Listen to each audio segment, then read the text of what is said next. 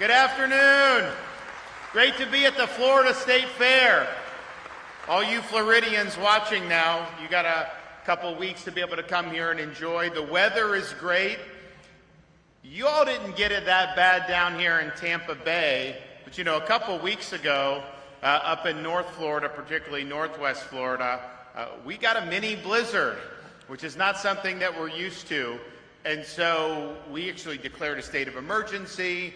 You know, when the hurricanes will stage the utility trucks, search and rescue, we were actually staging snow plows in the state of Florida. We had the salt for the roads, all this stuff.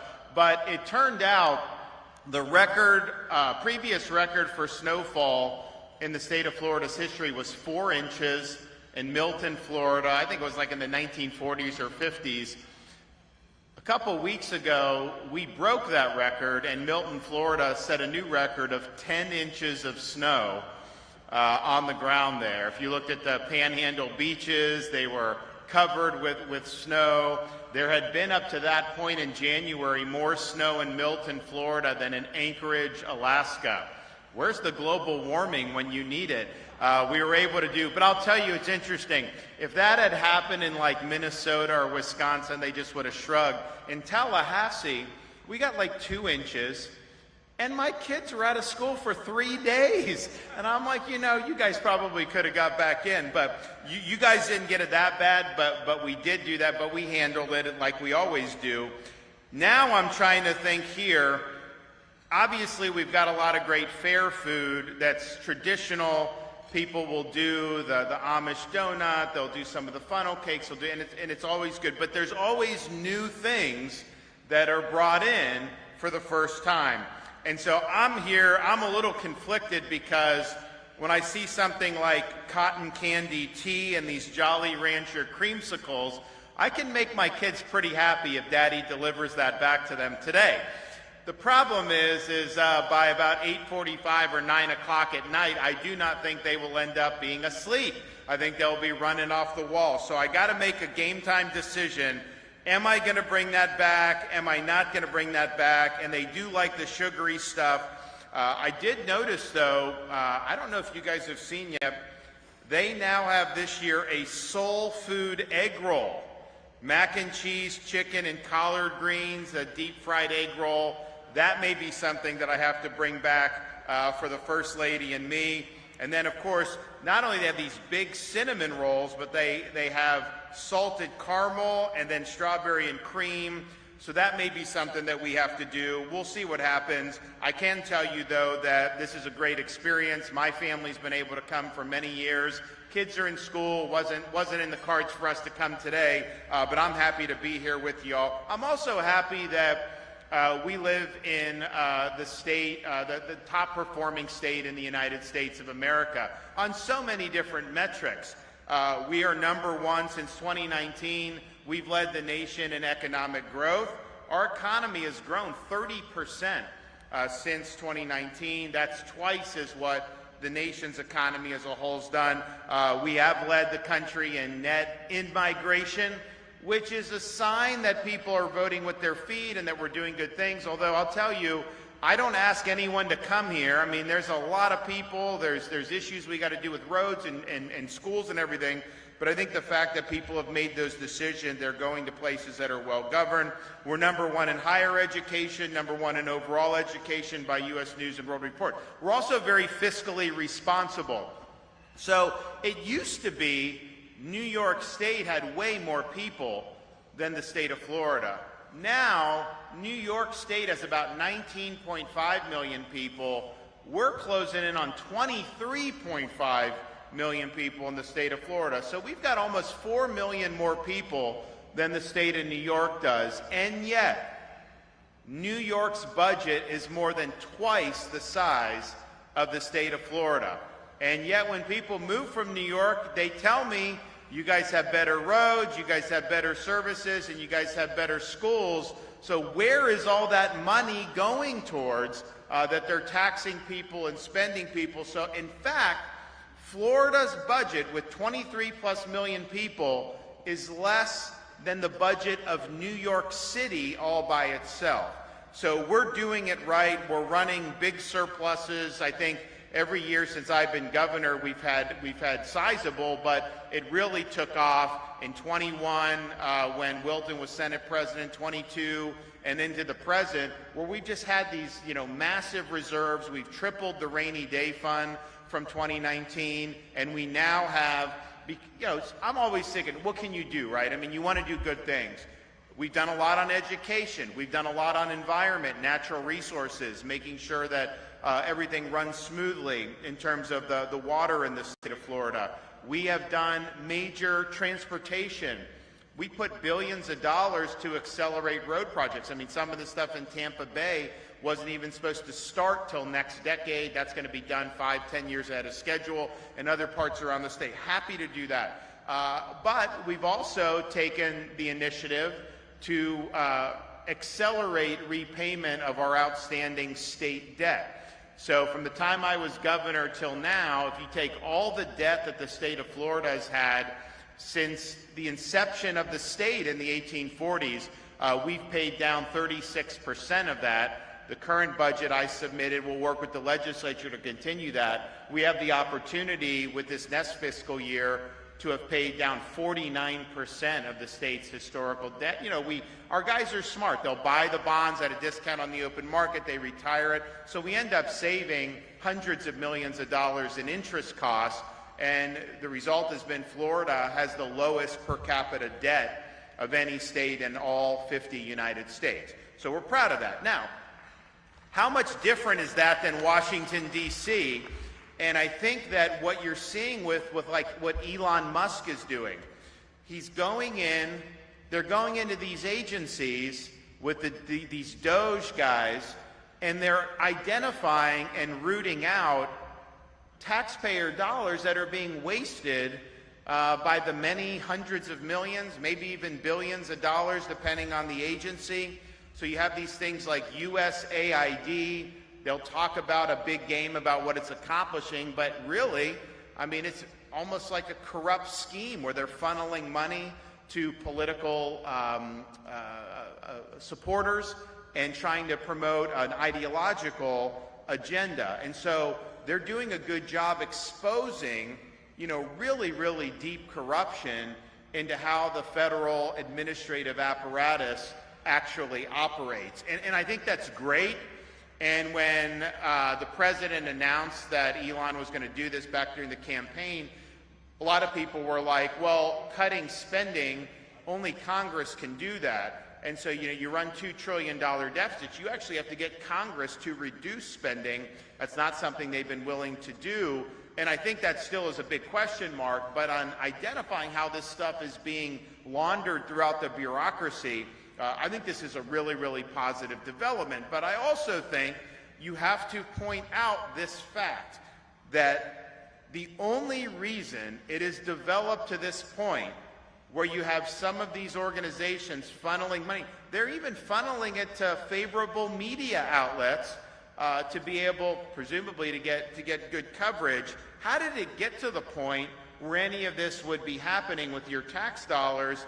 And the basic reason is that Congress has failed at its core responsibilities to use the power of the purse and conduct the oversight that they are empowered with under the Constitution, because what they do is, when it comes time to spend money, so like in the state, we have a budget every year, legislature's only in part-time, but when things happen, I remember my first few years as governor, we had problems with one of the organizations that was doing our anti-domestic violence initiatives. Corruption, laundering money. Like the next week, the legislature came in and zeroed that out. I also have line item veto. If there's things that don't pass muster, I can do that. So we have all ways in the state to make sure tax dollars are being spent well, and obviously we have a very limited budget, even though we do the core things. In Washington, they pass these massive thousands of pages of legislation, omnibus bills. Nobody can even read it. They literally will negotiate behind closed doors. They put it out, and then 8 hours later, you're supposed to vote on a 2,500-page bill. And it's not even just like reading 2,500 pages in the sports section or something of the newspaper, because what it'll be is we're going to amend Section 35A3. So you have to cross-reference. If you really wanted to know what's going on, you'd have to cross-reference. It would take you days to be able to do it, and then that's trillions and trillions of dollars. Sometimes they'll just do continuing resolutions where the money's on autopilot. So what that, and that's for years. You look at the last 15 years, Republicans have controlled the U.S. House of Representatives more than Democrats have controlled the House of Representatives, and that's where the power of the purse is. And so it's been a failure in Congress to actually safeguard the money and use their power of the purse to police bad behavior. So the bureaucrats, they know the federal government's on autopilot. They know they're going to do these massive omnibus or continuing resolutions, and there's really nothing that's going to happen. So of course they are going to engage in bad behavior. That's human nature when there's not any types of checks and balances. So I think what Elon is doing is really good. I think it's great to be able to see a lot of the corruption being rooted out. But ultimately, the people you elect and send to Congress, they need to do a better job of protecting your tax dollars and defunding corrupt agencies in the first place. That was the whole logic of our constitutional system, that you would never have to fear what the government would do, because if you elect people, they can simply take away the money that executive arm of the government was doing, and they haven't been able to do a good job. So we should not have a fourth branch of government. We should not have a bureaucracy that's immune from any accountability. The DOJ is kind of the first really significant intrusion into the bureaucrats' aura of invincibility, that somehow they can't be touched. And you're seeing the apple cart be upended. And so that's a great sign. A lot of the other executive actions that President Trump has done have been really, really good. And, you know, Wilton and me and the legislature, we're very familiar with all this stuff because we've been doing this for many years. They just did the women's sports executive order, which was great, and we passed that legislation. I think Wilton was Senate president 4 years ago to protect women's sports, and we're proud to have done that. So there is something to the logic that the country will be better off the more it looks like Florida. So I think there's been a lot of great things that are underway in the Trump administration. I think the DOJ is very exciting. And also on this issue of emergency response, President was getting flack because the media is saying, oh, you know, he wants to dismantle FEMA and leave the states to fend for themselves. First of all, when I approach these disasters, I look at what levers are available, and I just pull whatever lever. So if the federal government has a program that can benefit people, I'll push that lever. If they don't, then that's fine. I'll figure out another way to do it. So if they told the states, hey, you guys are going to handle these things, we got massive surplus. I'd be able to budget for it. We would be able to handle whatever they throw at us in Florida. But that's not what the president is actually talking about doing. What he's talking about doing makes a lot of sense. If you had a disaster, and you can look at, like, what's the typical cost of a Category 4 hurricane or any of these other things that happen, and look to see how much FEMA has actually spent on those throughout the past. And then if a disaster comes, you can take whatever that amount is typically, send 80% of that block grant to the state, cut the bureaucracy of FEMA out entirely, and that money will go further than it currently does at greater amounts going through FEMA's bureaucracy. So that's what he's talking about doing, and we would be able to administer this so much quicker. You've got folks with Milton and Helene who are still battling FEMA on all these different things. It's a nasty bureaucracy. So if we can remove the bureaucracy, they don't even need to give us, I mean, we can handle it. That's the decision they make, but I don't think that's I think what they want to do is block grant money. You give me a fraction of what you normally spend. It'll go much further, much quicker, and we will be able to get the job done. And if you think about these more recent hurricanes, we had Hurricane Helene that hit. Did a lot of damage with the storm surge on the west coast of Florida. In particular, it hit the Big Bend, really, really powerful. And yet, 36 hours, 48 hours after that, no one was even talking about Florida. They were all talking about Georgia, North Carolina, especially Western North Carolina, and that's partially because we had the utility truck stage. We had search and rescue. We did what needed to be done. Things got stabilized. Power restoration was, at that time, was the most rapid restoration that had ever occurred. Milton was even more rapid at 4.2 million over a period of basically a handful of days. So we were 36 hours after Helene hits, we're looking, things are stabilized, and I got people, there are a lot of Floridians that have places in Western North Carolina. In fact, if you go to Western North Carolina mountains in the summer, you would think you were in Florida when you run into people, because I'd run into all these people, and they would say, "We're glad you're our governor," and they're up in North Carolina over the summer. So I knew there was going to be issues there just from our state's footprint. So we have our Florida State Guard is out rescuing people in North Carolina a couple days after Helene hits, and the people were very, very appreciative. But some of them were like, well, wait a minute, why is Florida here doing this? Why don't we have others? But there was I think a mistake made in North Carolina to rely on FEMA to do some of those operational things. And in Florida, we don't rely on FEMA for any of that. I mean, the preparation, the search and rescue, the response, the recovery, particularly 48 hours out and 72 hours after, that is a local and state partnership that we do. FEMA can serve as a bank account to reimburse our locals, to provide individual assistance, but we would never rely on FEMA to do some of the things we've done, whether it's rebuilding bridges, conducting search and rescue, none of that stuff. So I think what they're looking to do with the Trump administration is going to be very positive for Florida. If the media is spinning it that somehow it's going to be negative, they're not giving you the truth about what the administration is contemplating doing. We've got to get to a point in this country where we stop allowing the bureaucracy to grind everything to a halt.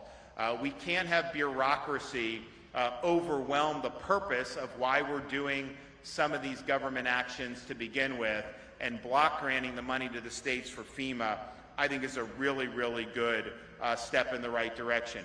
We'll worry about the power, we'll worry about the rescues, we'll worry about all that, and then we'll help people get back on their feet without having to worry about FEMA and its really, really insufferable bureaucracy. Now, speaking of hurricane response, we had the legislature in for special session last week.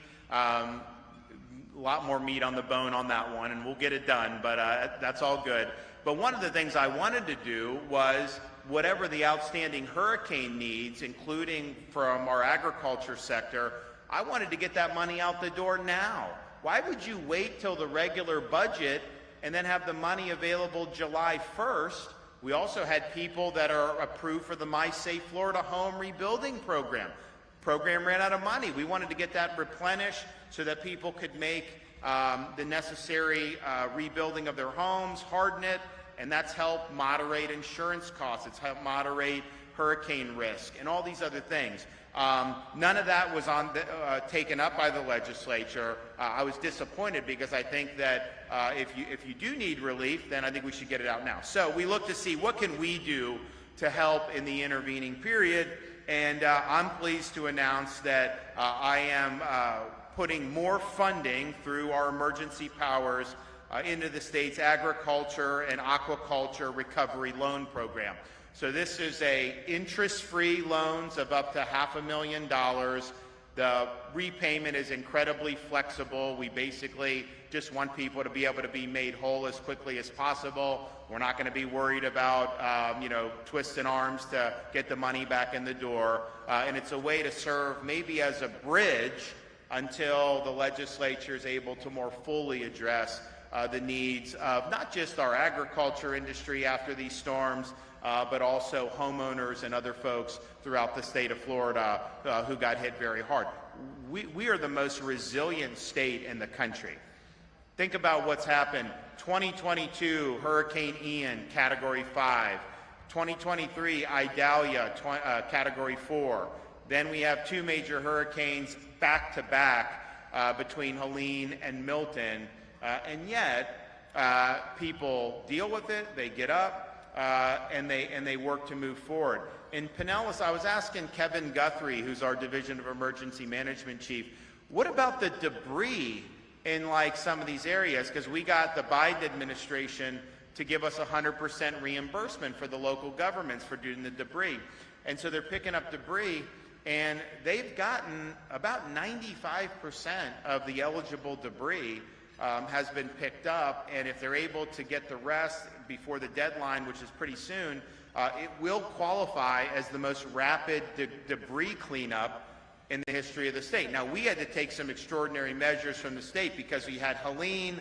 That really left most of the debris on the Pinellas and Manatee and Sarasota County beaches. But then we had Milton bearing down, and we're like, okay, you know, you have all this debris there. What's going to happen if Milton rolls in? So we did emergency response with our Department of Transportation. We paused all of our projects. We moved all of our dump trucks to the Tampa Bay area, and we got contractors to also do. We were loading up 24 hours a day, 7 days a week, and we had like 5 days leading into Milton where it was nonstop debris. Now, I think it was Pinellas County. They don't necessarily work 24/7, and so they padlocked one of the places where you drop off the debris. So we had Florida Highway Patrol cut those chains, open those gates, and we just kept doing the debris. We weren't going to be stopped. So getting the debris up, I've seen disasters in other parts of the country, and even some in Florida in the past, where you'll have debris out there for years. I mean, Hurricane Dorian in the Bahamas, there's still massive debris laying around everywhere. We want to take advantage of that and get it done. So just know, whether it's agriculture, whether it's homeowners, we're very mindful of that when these storms come. Yes, you stabilize, you save lives, you get the power back on, you get everything running again, but that there are needs beyond just what happens in those few days after the storm. So you can count on my support on that. We have this program activated. I'd urge anyone that can benefit to take advantage of it, and we'll continue to work with our elected officials in the legislature to be able to land this and other issues that are so important to Floridians. And so I hope you guys have a great time at this great tradition of the Florida State Fair. It's getting crunch time for me. I got to make this decision about what if anything, I'm going to bring home. I don't think my kids know I'm here today because I didn't say anything to them yesterday. So maybe I'll be able to just have a normal day without doing anything. But I fear if they figure out that I was here and I didn't bring anything back, that's going to be very difficult for Daddy to explain to a 4-year-old. So thank you. God bless you. Appreciate it.